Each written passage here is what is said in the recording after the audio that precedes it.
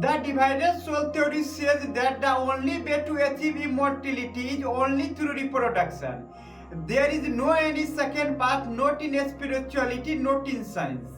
इसका मतलब ये कि आत्मा के विभाजन का जो सिद्धांत है वो हमें ये कहती है कि अमर होने का सिर्फ एक ही रास्ता है, वो है प्रजनन का। इसके अलावा कोई दूसरा रास्ता नहीं है, न ही धर्म के पास न ही साइंस के पास। लेकिन ये जो रास्ता है अमर होने का, इसमें प्रॉब्लम ये आती है कि हमें हमेशा अपनी आइडेंटिटी को खो देना पड़ता है, जिसे कोई इंसान खोना नहीं चाहता। हर इंसान चाहता है हम अमर भी हो जाए लेकिन हमारी आइडेंटिटीज भी नहीं मिटे। तो जिसकी वजह से हम इंसानों के पास सिर्फ एक ही उम्मीद का रास्ता बचती है, वो है साइंस के पास। हम हमेशा साइंस की ओर देखते हैं और ये सोचते हैं कि कोई ना तो कोई रास्ता होगा जिसकी वजह से हम इमॉर्टलिटी को भी हासिल कर लेंगे और हमारी आइडेंटिटीज भी बची रहेगी। जिसकी वजह से साइंस जो हमें होप देती है वो हमें देती है क्रायोजेनिक के फॉर्म में, क्रायोजेनिक फ्रीजिंग टेक्निक। एक ऐसी टेक्निक जहां इंसान के मरने के बाद इसको संभाल के रखा जाएगा, तब तक रखा जाएगा जब तक ऐसी टेक्नोलॉजी नहीं आ जाती कि इंसान के शरीर को रिवाइव कर सके। तो आइए सबसे पहले हम ये समझने की कोशिश करते हैं कि क्रायोजेनिक फ्रीजिंग टेक्निक आखिर होती क्या है और ये कैसे काम करती है।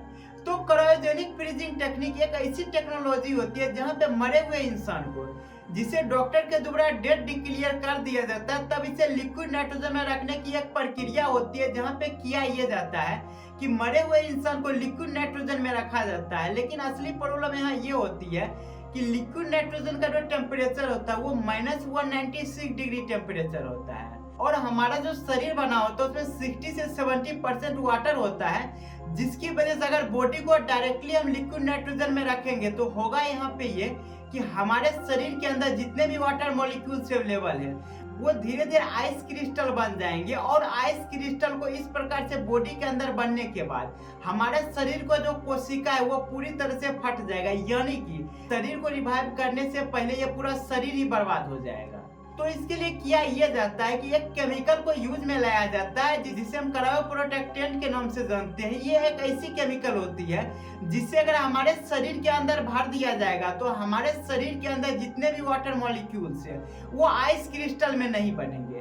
तो इस प्रक्रिया को शुरू कैसे किया जाता है, जो क्रायोजेनिक एक्सपर्ट होते हैं वो हमारे शरीर में जितने भी ब्लड अवेलेबल है सबसे पहले सारे ब्लड को बाहर करते हैं और इसके जगह क्या करते हैं कि जो क्रायोजेनिक प्रोटेक्टेंट होती है उसको भरा जाता है। जिसकी वजह से होता यह है कि ये जो केमिकल होती है ये एंटी फ्रीजिंग की तरह काम करती है, यानी कि हमारे शरीर के अंदर जो भी वाटर मॉलिक्यूल्स अवेलेबल है उसको आइस क्रिस्टल बनने नहीं देगी।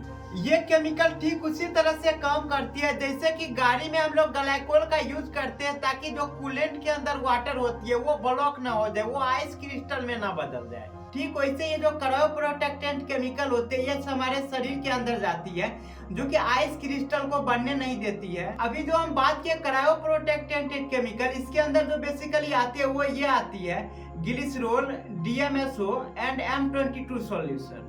ये जो प्रक्रिया होती है इस प्रक्रिया को हम लोग वेट्रिफिकेशन कहते हैं। इसके वजह से होता क्या है कि हमारा शरीर कांच की अवस्था में चला जाता है लेकिन यहाँ पे ये जमता नहीं है। जहाँ मॉलिक्यूल्स रुक जाते हैं आइस क्रिस्टल के फॉर्म में नहीं बदला करते हैं। ये प्रोसेस इमीडिएट शुरू करना पड़ता है। जैसे ही मेडिकल के द्वारा डेट डिक्लेयर कर दिया जाता है किसी भी बॉडी को, तो सबसे पहले इस बॉडी को एक आइस चैम्बर में रखा जाता है और वहाँ पे आइस चैम्बर में रखने के बाद जो क्रायोजेनिक एक्सपर्ट होते हैं वो इन बॉडी को ले जाते हैं अपने लैब में और सबसे पहले क्या करते हैं सर्जिकल एक्सेस की वजह से बॉडी के अंदर से सारा ब्लड निकाल लेते हैं और उसके जगह क्रायोप्रोटेक्टेंट को भरा जाता है।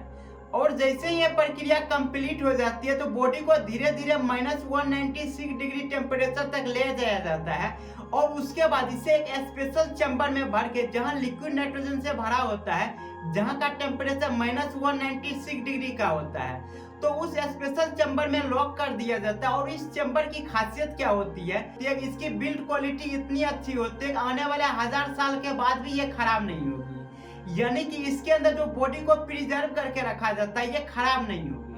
यहाँ तक तो हम ये समझे कि कैसे जब कोई बॉडी डेड हो जाती है तो उसको संभाल के रखा जाता है अगले हजारों साल तक। लेकिन अब साइंस के पास एक चुनौती ये आती है कि साइंस के पास अभी भी इसका जवाब नहीं है कि अगर इस बॉडी को जिला लिया जाएगा यानी कि जिंदा कर लिया जाएगा तो क्या ये नॉर्मल बिहेव करेगी, क्या इसके पास मेमोरी रहेगी, क्या इसका जो कॉन्शियसनेस है वो वापस आएगी। तो हम क्या करते हैं कि साइंस के उन चीजों को डिकोड करते हैं जो कि साइंस के पास ये सवाल को लाती है, जहां साइंस के पास इसका जवाब नहीं है कि अगर हम इंसान को जीवित भी कर ले, जिंदा भी कर ले, अगर वो सांसें भी ले रही है तो क्या वो नॉर्मल ह्यूमन की तरह बिहेव करेगा, क्या उसकी यादें वापस आएगा। तो आइए समझते हैं फिजिक्स की मदद से। तो साइंस के इस सवाल का जवाब हमें क्वांटम फिजिक्स से मिलती है, जहां पे एक नियम ये कहता है कि अगर किसी भी वस्तु को किसी सील्ड पैक कंटेनर में इनफाइनाइट टाइम के लिए रखेंगे तो टाइम के साथ साथ पहले वो सड़ेगा, धीरे धीरे हर पॉसिबल कॉम्बिनेशन में जाएगा।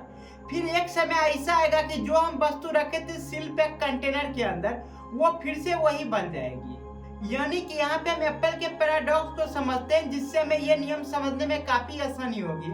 यहाँ पे ये क्वांटम फिजिक्स कहती है कि अगर किसी भी एक शेप को किसी सील्ड पैक कंटेनर में रख देंगे जिसके अंदर ना तो कोई चीज जा सकती है, नहीं कंटेनर के अंदर से कोई चीज बाहर आ सकती है, नहीं गैस नहीं उसका टेम्परेचर, यानी कि फुल्ली सील्ड होना चाहिए, आइसोलेटेड होना चाहिए।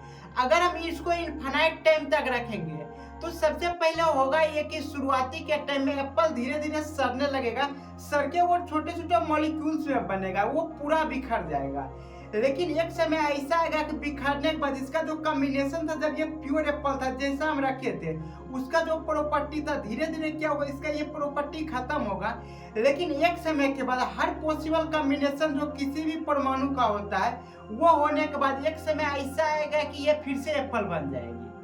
यानी कि इसका जो टेस्ट होगा, इसका जो स्ट्रक्चर होगा, हर एक चीज वैसा ही हो जाएगा जैसा कि अभी हम रखे थे। लेकिन यहाँ पे एक असली समस्या ये आती है कि एप्पल तो बन जाएगी, इसका टेस्ट भी वही रहेगा, इसका स्ट्रक्चर भी वही रहेगा, किसी चीज में कोई चेंजेस नहीं रहेगा। लेकिन इसका जो चेंज रहेगा वो चेंज रहेगा इसके शेप में। यहाँ जो एप्पल का शेप होता है वो बेसिकली एटमॉस्फेरिक प्रेशर के कारण होता है कि अलग अलग कंडीशन में कैसे ये ग्रो किया है, उस वजह से इसका एक ज्योमेट्रिकल शेप आता है। लेकिन जब सील्ड पैक कंटेनर के अंदर इसको रखते हैं और ये फिर से एप्पल बन भी जाती है, तो भी ये वो एप्पल नहीं रहेगी जो हम रखे थे, क्योंकि इसके डिजाइन में चेंजेस आ जाएगी। और सेम यही चीज होने वाला है इंसानी शरीर के साथ। यानी कि मान लेते आज से 1000 साल बाद एक ऐसी टेक्नोलॉजी आ जाती है जहाँ पे मरे हुए इंसान को जिंदा कर लिया जाता है, यानी कि वो अच्छे से सांसें ले रही है, उसके बॉडी का हर एक फंक्शन काम कर रही है। लेकिन अब बात करते हैं इसके ब्रेन का, जो कि काफी कॉम्प्लेक्स चीजें हैं। हमारा जो ब्रेन है वो बिलियंस ऑफ न्यूरॉन से बना होता है और इसके अंदर हमेशा इलेक्ट्रिकल इम्पल्सेस चलते रहती है, जिसकी वजह से हमें कोई सा भी डाटा याद रहता है या हमारी मेमोरी में वो चीज सेव रहती है। लेकिन इतने दिनों तक जब बॉडी को रखा जाएगा जहाँ पे इसके अंदर इलेक्ट्रिकल इम्पल्स होंगे नहीं, तो होगा कि इसका स्ट्रक्चर धीरे धीरे चेंज हो जाएगा। यानी कि शरीर जिंदा भी हो जाएगा तो इसके अंदर वो कॉन्शियसनेस वापस नहीं आ पाएगा, इसकी यादें वापस नहीं आ पाएगा। क्योंकि हमारे अंदर जो यादें सेव होती है वो बेसिकली इन न्यूरॉन्स के एक फिक्स स्ट्रक्चर की वजह से होती है। इसको समझने के लिए हमें एक हार्ड डिस्क का एनालॉजी को समझना होगा। जैसे मान लीजिए हमारे पास एक हार्ड डिस्क है, इसके अंदर जिस प्लेट पे डाटा सेव है उस प्लेट को क्या करते हैं कि हम ग्राइंडर मशीन के अंदर पूरी तरह इसको ग्राइंड करके पाउडर बना देते हैं और ये मान भी लेते हैं कि इसके अंदर जो भी डाटा सेव है वो हर एक पाउडर के अंदर अवेलेबल है, यानी कि एक भी डाटा डिलीट नहीं हुई है। इसके बाद जो प्रक्रिया शुरू होगी कि जो पाउडर हमारा बना है, इस पाउडर को हम फिर से अगर कोशिश करेंगे तो उस डिस्क को बना लेंगे जो कि हार्ड डिस्क के शेप का बन जाएगा, जो हार्ड डिस्क के अंदर का प्लेट होता है। लेकिन अब प्रॉब्लम यहाँ पे ये आएगी कि हर एक डाटा जिसमें सेव था उसका लोकेशन पूरी तरह से बदल गई है, यानी कि कितना भी कोशिश कर लेंगे तो इसको उस लोकेशन पे लाया नहीं जा सकता जैसे कि ये पहले के स्ट्रक्चर में बना हुआ था। यानी कि सारा डाटा सेव होने के बाद भी रिट्रीव नहीं कर सकते, ये पूरी तरह से करप्ट हो जाएगा। और सेम चीज इंसानों के साथ भी यही होने वाला है कि इसको जिंदा भी कर लिया जाएगा, उसके बाद भी इसके मेमोरी को वापस लाया जाना संभव नहीं है, क्योंकि ये इलेक्ट्रिकल न्यूरॉन्स के कारण अंदर में सेव रहती है, जहाँ पे इलेक्ट्रिकल के फॉर्म में न्यूरॉन्स में एक जगह से दूसरी जगह सिग्नल जाया करती है और ये तब तक एक्टिवेट रहती है जब तक इसके अंदर ये सारा चीज चल रहा है। जैसे ही इलेक्ट्रिकल इम्पल्स खत्म हो गया ब्रेन के अंदर तो इसका जितना भी न्यूरॉन्स है सारा का कनेक्शन आपस में खत्म हो जाएगी और इसके अंदर जो भी चीजें सेव है वो सारा का सारा डिस्ट्रॉय हो जाएगा। यानी कि जो इंसान जिंदा भी हो जाएगा वो जस्ट लाइक ज़ॉम्बी की तरह होगा, या फिर एक प्योर बेबी जो एक बच्चा पैदा होता है उसके अंदर जो कॉन्शियसनेस होती है सेम वैसा ही होगा ये जो इंसानों को जिंदा किया जाएगा जो काफी पहले मर चुका है।